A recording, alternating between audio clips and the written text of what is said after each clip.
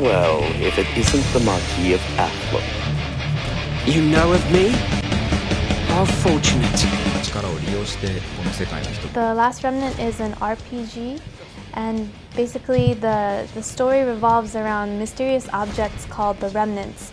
These are very powerful objects that people across the world of the game are always scheming, and there's a lot of politics involved in trying to get the power of the Remnants. Moving from the PlayStation 2 to more current generation consoles, the Unreal Engine came in very handy because it already had the basic functionalities as a tool that we can use to get right into developing the game.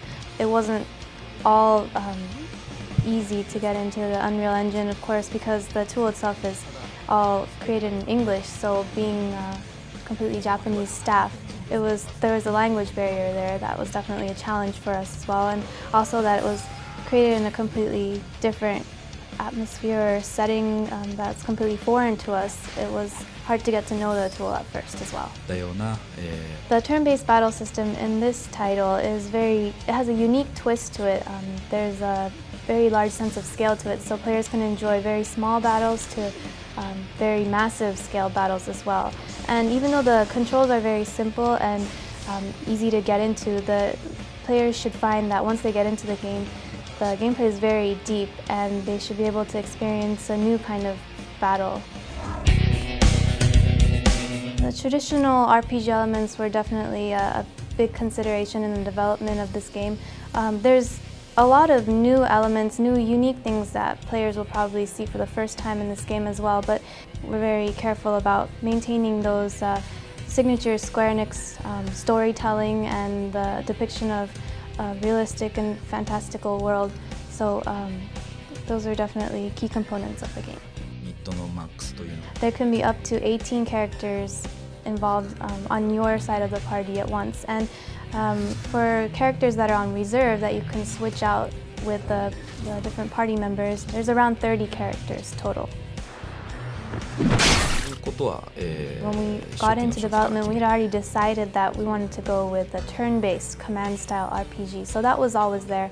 And since there's a lot of text, it might be a little bit daunting, making the battle system seem a little bit complex. But once you get into the game, you'll know that the controls are very simple, easy to get into, and the gameplay experience is also something that's very intuitive. And there's a lot of tutorials provided along the way, step by step, so that we can make sure that players can get right into the game. But I do look back and regret a little bit that the initial interface is a little bit complex and there's a lot of text there. The single element that I would be most proud of is the battle gameplay experience that we've been able to create in this game.